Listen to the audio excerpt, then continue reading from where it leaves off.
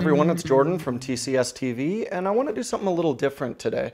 A little while back in Twitter, we got a request from Scott Moran to take a look at Canon's 24mm F1.4 lens version 2. And, we haven't been doing a lot of lens reviews, but I thought this was one actually worth talking about, and it's more for the aesthetic that this lens provides. Now, I love the full frame look, and it's really because you're always going to get a shallower depth of field and an equivalent aperture with the same focal length compared to any of the smaller formats.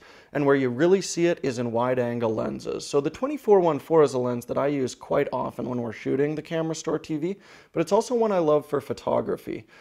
Because you really do get a bit of separation. This video right now is being filmed on the lens, and you can see the background is slightly out of focus, even though I'm a little ways away from the lens, and it's actually a very wide perspective. So it's a unique look. I'd like to talk about that a little bit. But the lens is also, a bit of a tough sell because it's actually more money than Canon's 16-35 2.8 zoom lens.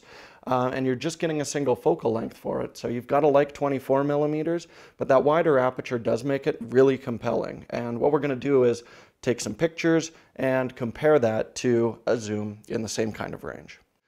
Okay, so this is a Canon L series lens. So that means the construction on it is fantastic. It's totally weather sealed, and the autofocus is smoking fast from macro to infinity.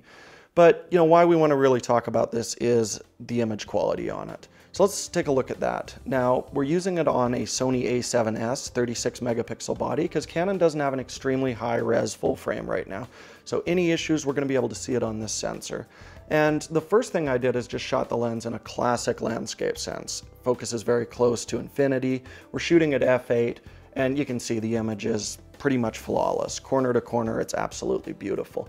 But if we were to use a zoom, we'd get exactly the same thing with the 16-35. Great results as well. Where this lens is going to set itself apart is, take a look at the image here when we're shooting wide open at f1.4 with some foreground subjects. You can see we get that nice shallow depth of field look to the image. And it really is a different aesthetic than what we usually see in a wide angle lens. When we zoom in here a little bit, you're going to see that things do get a little bit soft in the edges. And that's very common with wide aperture lenses. You've got to be aware of it going in. So then when we stop things down to f2.8, you can see those corners sharpen up really, really nicely.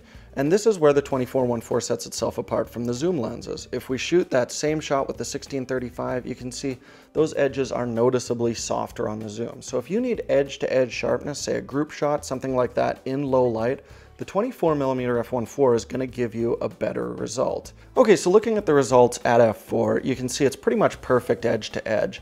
But here's the thing, if we look at the image from that 16-35 zoom, it's also almost identical at this aperture. And that's really the thing. If you're gonna look at this lens, you've got to want to use it at those wider apertures. F1.4 to F2.8 is what sets this lens aside from almost everything else out there.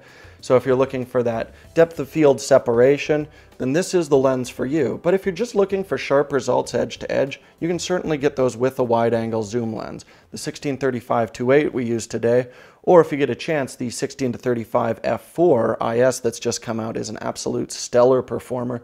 That would make a lot more sense to pick up as opposed to the more expensive lens that's going to give you similar results at smaller apertures.